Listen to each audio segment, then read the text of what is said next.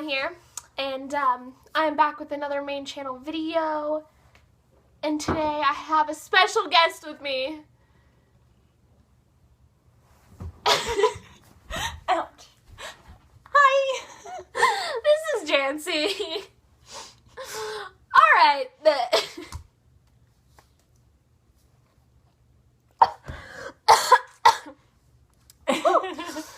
get started. Today we're going to talk about dating advice. Yay. Woo! Because you know what, my relationship has gone downhill this entire time of my life. We got great of what not to do. Yes. What and what not to do. And some what to do's, but mainly what not to do. We're just that great. I'm trying to choke and die over here. She's dying. Anyways, I may not survive through this video. I may have put some poison in her Arizona tea. Just kidding. Alright, let's get started. Leave the ball alone!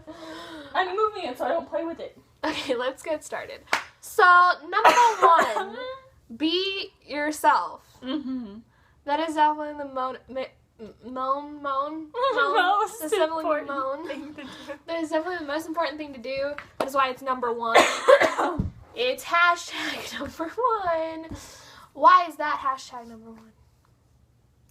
Because if you're not yourself and they find out you're being fake, they won't want to be with you anymore. It's pretty simple. I mean, like, if I go up That's to a guy... not the word for it, but it works. Yeah, but if I go up to a guy and I'm like, hey, what's up? And I tell him my actual name, but then I find out that he likes football and golf, and I'm just like, oh yeah, I like football. And then you go to a football game and have nothing, don't know what's going on. Well, no. There's And then your I'm problem like, right there. but then I'm like, I like football, and oh yeah, I've been playing golf for 5 years. Well, number one, I don't like football. I understand what's going on in the game.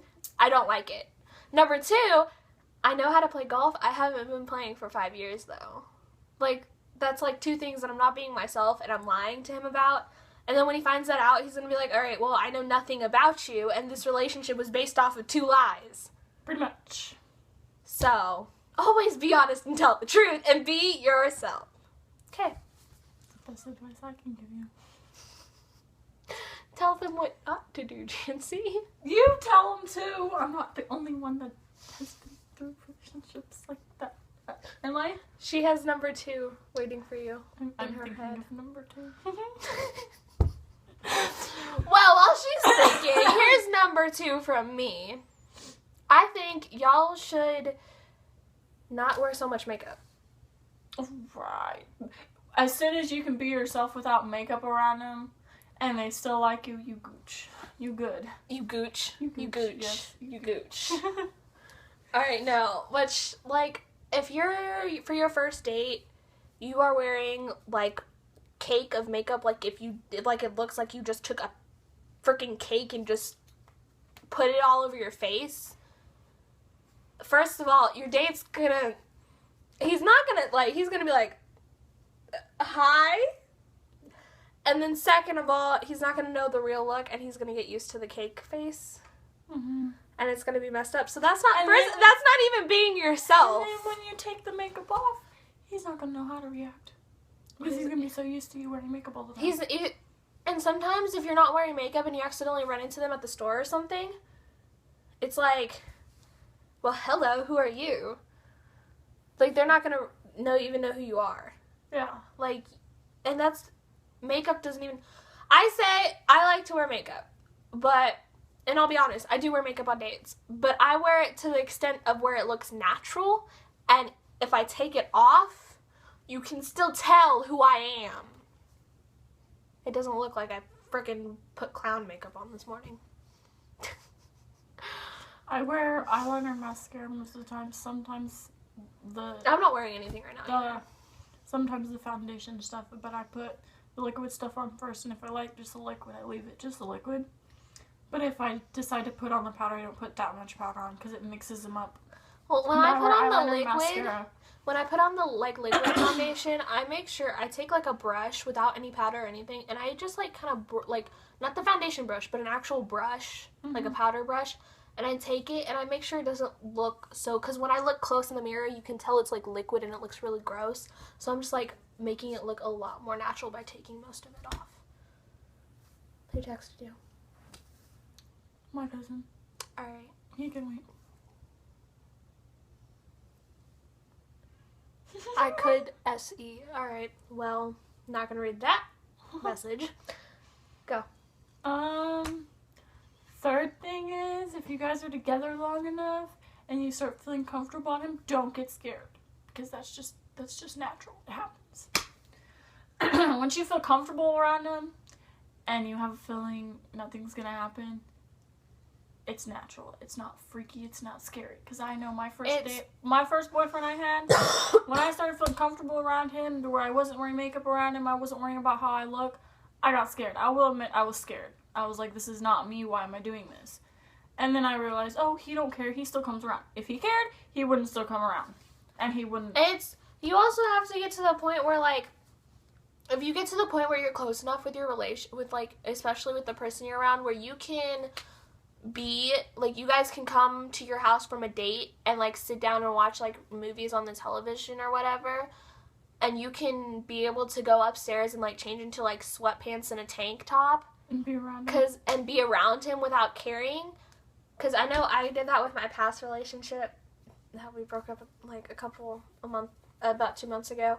But I was able to do that. Like, we'd come home from, like, Red Robin or Kansas City or whatever, and, like, we would come to my house and we would lay down on my couch. But, like, I'd be in shorts or, like, jean and a nice shirt. So I'd go upstairs and I'd get spandex on and I'd get my sweatpants on and I'd get a tank top and I'd throw my hair up or whatever. I'd throw it in a messy bun and I'd go downstairs without makeup on and I'd be like, whatever. Like, I didn't care. Like, once you get to the point where you're not caring anymore, you know that you have, like, a guy who, like, and he still comes to your house, you know you have, like, a keeper. Mm-hmm. Next advice. I don't know what number this is, but the other thing is... Wait, no, it's not. Yes, it is. Number 4. Best advice I can give you. Don't dress like a slut around him. Don't dress, like, with your, like, a shirt clear down to, like, right here where your boobs are hanging out or your ass hanging out, your shorts. Here's the thing. There are girls who wear mini skirts that they're standing up. I'm going to stand up real quick. They're standing up, and the mini skirt goes up to here. It's not attractive. And if a guy... I don't find that attractive in any male wearing shorts. Mm-hmm. And a fact. So, how could they find that attractive in us if they don't? Mm-hmm. A fact about that one, too. If you dress like that, all they're going to expect from you is sex, and if you're not one to give them sex, you're going to lose that relationship like that. You're not really going to have a relationship. All they're going to want to be with you is for sex. There are guys out there that they look for those girls that wear the mini skirts and the tank shirts like this, but they go all the way down to, like, the middle of their friggin' chest. They look for the girls, and then they expect sex from them, and that's all they want out of relationships. So and when if they don't get it, they break up with them. Like, they're like out of the relationship. Because I will admit, I went through a phase where I dressed like that, and the only reason guys wanted to be with me was for sex, and when I didn't give it to them, they broke up with me. Yeah, that's, like, don't dress like a slut. Just don't. My other question is for y'all to think about, and maybe even answer. Why would you want to dress like that anyways? Okay, we're going to do one more piece of advice, and then I got another announcement for you guys. So, number 5. I don't know,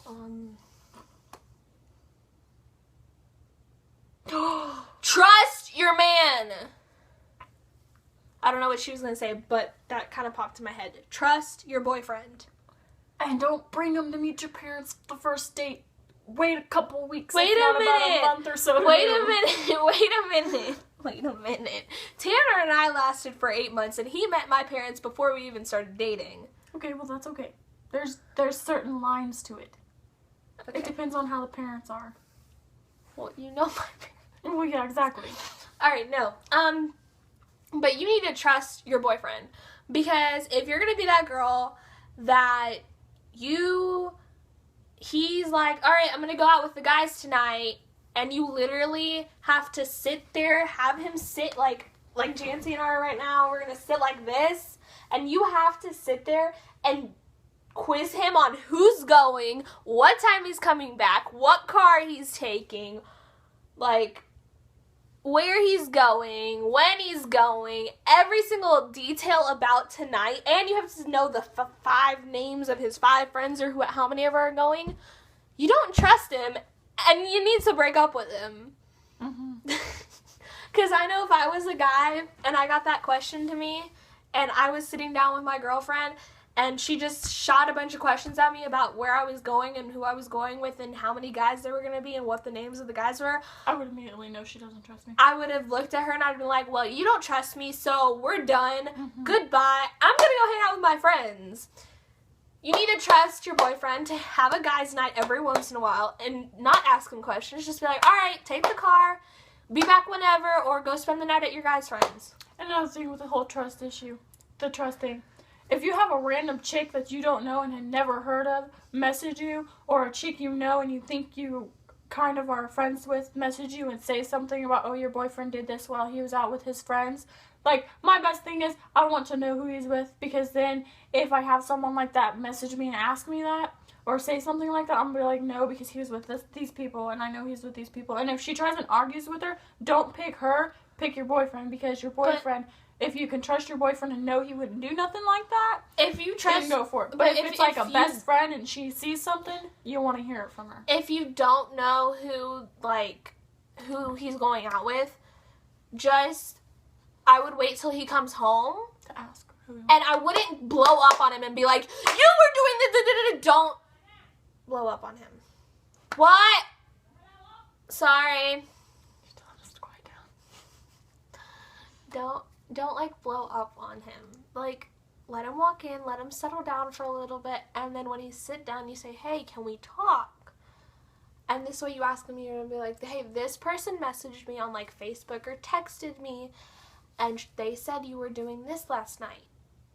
Can I know if this is true or not? And this way you know that he knows that you trust him, but that you still care enough to ask about information that you get. Yes. Don't be that girl who just jumped to conclusions. Yeah, and be like, oh, I heard something, so we're through. Don't be the person that as soon as he walks through the door, you're like, some girl messaged me, and this is what they said, and I don't believe you, and I can't believe you, like, disrespect me and take over my trust, advantage over my trust or whatever, and, like, you start yelling at him, and then you end up out on the streets by yourself. And another number 1 rule, if you know you can't trust the person, don't get with the person. Yeah. At the very beginning, you want to at least be talking to this person for at least 2 months. Not even 2 months, but, like, you can, like, talk to the person for at least, like, I know when I started dating my ex, we were talking for 2 weeks, and we basically became, like, best friends, and I knew I could trust him by that point, and then he asked me out. And, like, that's why it lasted as long as it did. It lasted for 8 months, and I was proud of that relationship.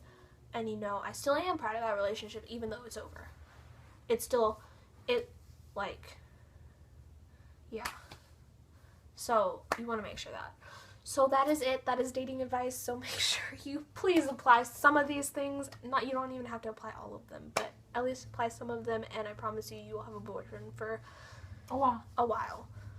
I can't promise you forever because, I mean, nothing's forever. Unless you're married. Still, nothing's forever. Everybody dies at some point in life. Anyways. But, as you guys know from my previous videos, we are doing a collab channel, Bree, Millie, and I. And obviously, our time zones are different. 3 different time zones, 3 different girls. I'm in the Midwest, so I have, like, Central Time. Bree's on the East, so she has Eastern Time. And then Millie's in Australia, so she has that time.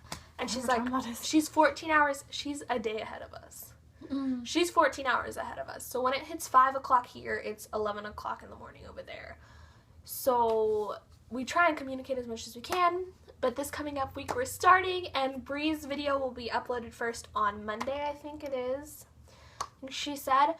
And it is DCT, Dreams Come True, so go subscribe to that. I will try and have the link in this video. It probably won't be in this video.